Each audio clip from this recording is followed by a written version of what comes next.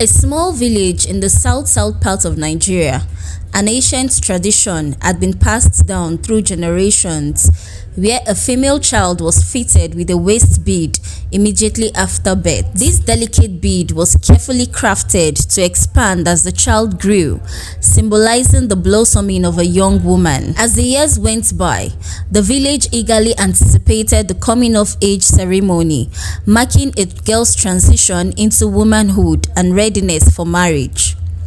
Ufuoma, a stunningly beautiful young woman, lived with her stepmother and siblings in the same village. Her stepmother, filled with jealousy and resentment towards Ufuoma's natural beauty, treated her cruelly, forcing her to undertake endless chores. Ufuoma's stepsister, Tega, paled in comparison to Ufuoma's radiance, and her mother feared that she would be overshadowed by Ufuoma's allure, resulting in fewer eligible suitors. The villagers adored Ufuoma, and her beauty was often discussed in hushed tones. As the coming of age ceremony approached, Ufuoma's excitement grew, but her stepmother's malice intensified. Ufuoma's father, oblivious of the tension, boasted about his daughter's beauty, further fueling his wife's resentment. As the days passed, Ufuoma's stepmother grew more desperate, her jealousy consuming her. She began to concoct a sinister plan, exploiting Ufuoma's trusting nature. Under the cover of the night, she drugged Ufuoma with potent sleeping herbs, rendering her unconscious. With Ufuoma deep asleep, her stepmother cut off the sacred waist bead, committing an unforgivable transgression. As the sun rose the next morning, Ufuoma woke up to find her bead gone and her world shattered. The villagers, oblivious of the truth, shunned Ufuoma, branding her promiscuous and unchaste. The once adoring villagers now taunted her, their cruel words piercing Ufuoma's heart like a dagger. Her stepsister Tega reveled in Ufuoma's misery, her own beauty and worth suddenly elevated in the eyes of the villagers. Ufuoma's life became a living nightmare as she struggled to clear her name. Her father, though well-intentioned, was ineffective in defending his daughter, and Ufuoma's stepmother continued to manipulate the situation to her advantage. As the coming of age ceremony approached, Ufuoma's anxiety grew. Without her waist bead, she felt lost and incomplete, her very identity shattered. The villagers' scorn and ridicule had left Ufuoma feeling broken and vulnerable.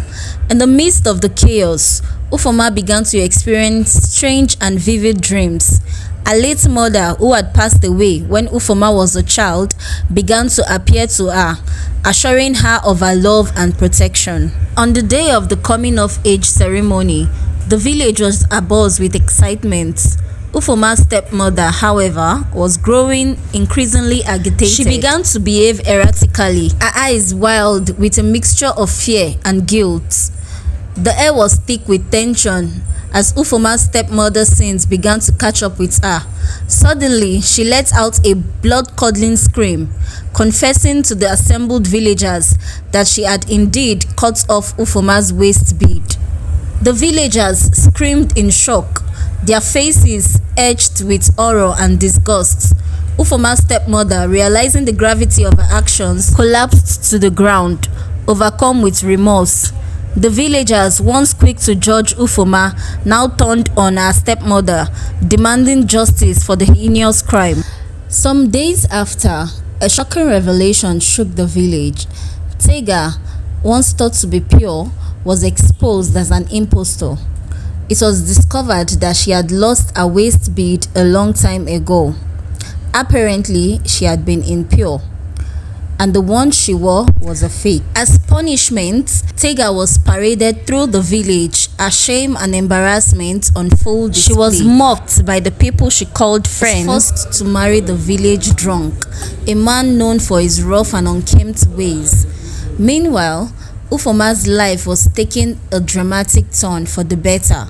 She was fitted with a new waist bead, and her coming of age ceremony was finally done. The ceremony was attended by many eligible suitors, all vying for her hand in marriage.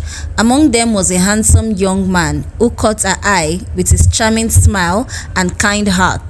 Ufuoma and her suitor fell deeply in love, and their marriage was blessed with happiness and prosperity. They lived happily ever after, surrounded by friends and family who loved and adored them. Ufoma's beauty, both inside and out, had finally brought her the joy she deserved.